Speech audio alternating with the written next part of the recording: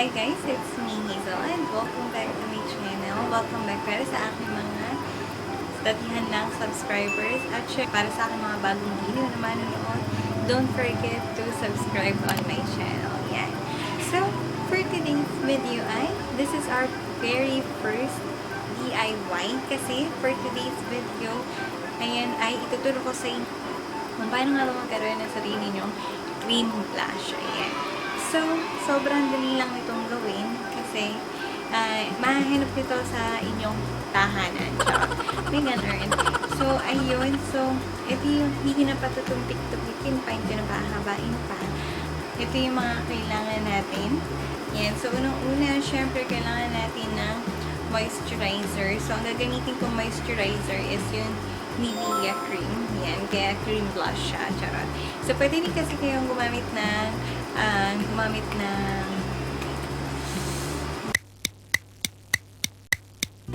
ayan. Pwede kayong gumamit ng petroleum gel. Ang tagal nag-isip.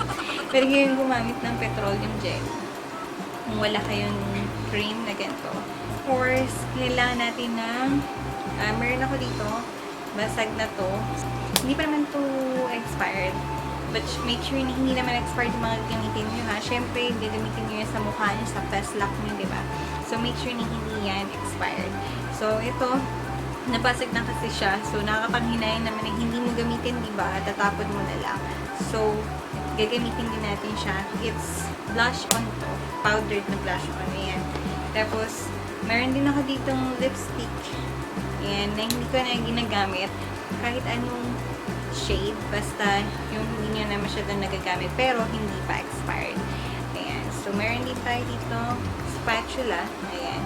Kahit ano na pwede nyo panghalo dun sa ating mga ingredients ngayon. At syempre, pagkatapos nun, pagka nakagawa na tayo, syempre yung ating lalagyanan. Ayan. Para dun yung ilalagay. Diba? Para hindi naman sayang. Ayun. So, let's start. So, guys, dito na lang ako sa lagayan mismo na ako mag-ahalo para hindi naman sayang siya. So, yun. Maglalagay ako nito. Yung first step natin, syempre, kukuha tayo ng Nivea cream. Yan, depende sa dami ng gusto mo. Pasensya na guys kung nag-voice over na lang ako kasi medyo maingay yung background natin. Tapos, hindi ko pa maalam kung saan ko lalagay yung camera ko. Kaya, yun. So, yung next step natin ay kukuha tayo ng blush on dun sa basag ko ng compact. Ayan. So, konti lang siguro yung kukunin mo. Tapos, pagkakulang, saka mo na lang siya dagdagan. Sa tansyahin mo na lang, besh, kung gaano kadami. Depende dun sa cream na nilagay mo din. So, pagkatapos natin ilagay yung cream at saka yung blush powder, so, pwede na natin silang haluin. So, gamit yung spatula, haluin na natin silang maigi. Pwede tayong gumamit ng cotton buds o kahit anong spatula para maihalo natin maigi yung blush saka yung Nivea cream. So, make sure lang na halong-halo siya para walang buo-buo dun sa ating mixture. Taray, mixture talaga. Sorry din pala guys kung ayaw mag-focus ng aking camera. Hindi ko alam kung bakit eh.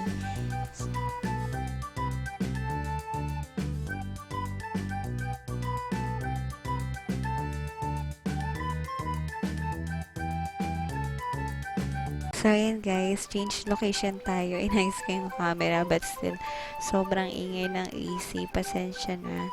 Ayan, pasensya na yun sa aking fresh lock, sa aking lipstick. Lip tint pala. Kailangan ng mag-retouch. Pero carry bells lang. Go lang ng go. So, ayun. Hinahalo ko pa rin yung cream at saka yung blush on na powder. As I said nga kanina, kailangan talaga halong-halo siya. So, ayan, nagdagdag pa ako ng Nivea cream kasi parang mas nadamihan ko ata yung blush on.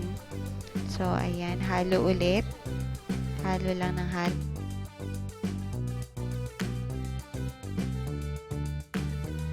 Besh, hindi ko pa makalimutan yung isa pang ingredients natin, yung lipstick. So, kukuha ko ng lipstick, kakayurin ko lang siya at ilalagay din sa mixture. Tapos, syempre, ihahalo lang din natin ng ihahalo yung mixture hanggang sa makuha natin yung tamang timpla na ating cream blush.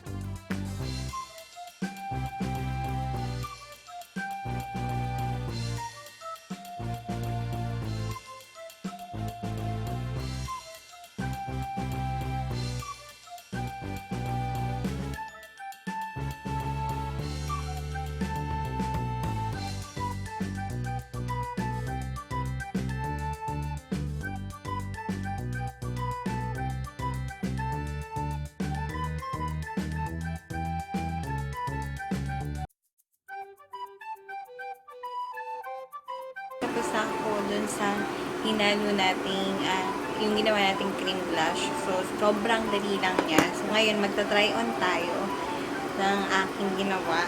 Ngayon yung so, yan.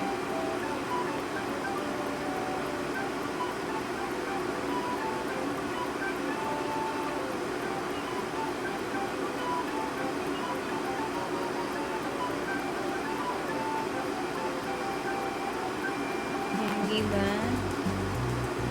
Dali niyang i-apply, guys. Kasi moisturizer siya. Tapos moisturize pa yung skin mo.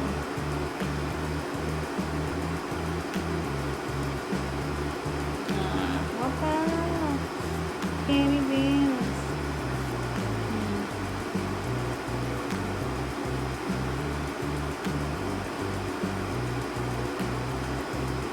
Ganda. Kung gusto mo pa ng pink, pimpak na pa, sige, apply lang. Diba? Tapos ang dali na i-blend.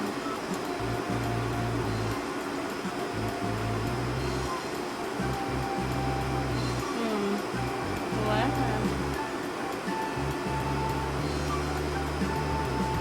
Ang ganda ay. Ayan, dali pa siyang i-blend.